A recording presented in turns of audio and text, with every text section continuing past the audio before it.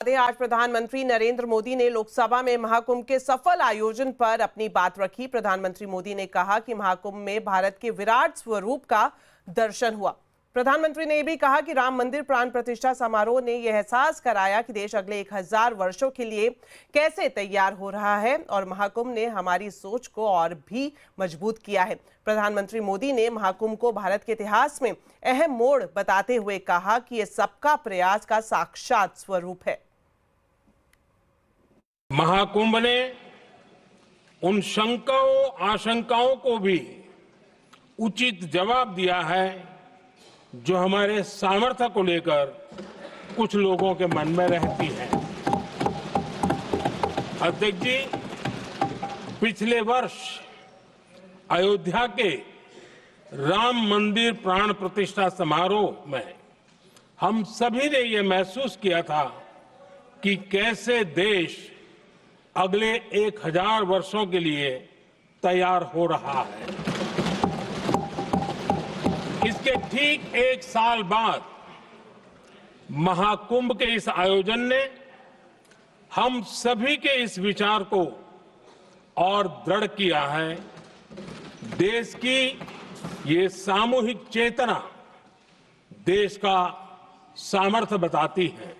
वहीं दूसरी तरफ लोकसभा में नेता प्रतिपक्ष राहुल गांधी ने कहा कि प्रधानमंत्री ने अपने भाषण में कुंभ की चर्चा की, लेकिन उन लोगों को श्रद्धांजलि नहीं दी जिनकी कुंभ के दौरान जान चली गई।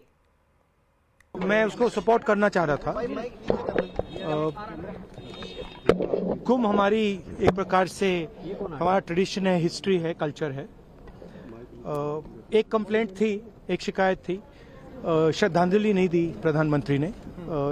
जो लोग जिनकी मृत्यु हुई थी उनको श्रद्धांजलि नहीं दी। और दूसरी बात मैं ये कहना चाहता था कि देखिए, कुंभ की जगह है, मगर जो युवा कुंभ में गए उनको प्रधानमंत्री से एक और चीज चाहिए, उनको रोजगार चाहिए और प्रधानमंत्री को रोजगार के बारे में भी बोलना चाहिए। आपको बता दें, संसद में कुंभ पर प्रधानमंत्री मोदी का भाषण खत्म होते ही हंगामा शुरू हो गया। विपक्षी सांसद प्रधानमंत्री से सवाल पूछने की इजाजत मांग रहे थे, जबकि स्पीकर ओम बिरला ने नियमों का हवाला देते हुए सवाल पूछने की इजाजत देने से मना कर दिया। स्पीकर ने कहा, प्रधानमंत्री नियम 372 के तहत बोल रहे थे।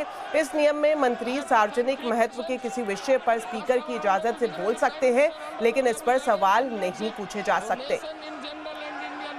नियम 372 के तहत आप विद्वान माननीय सदस्य विषय उठा रहे थे ना, इसलिए मैं बोल रहा हूं, आप नियम पढ़ लिया करें। हर विषय सदन नियमों से चलता है।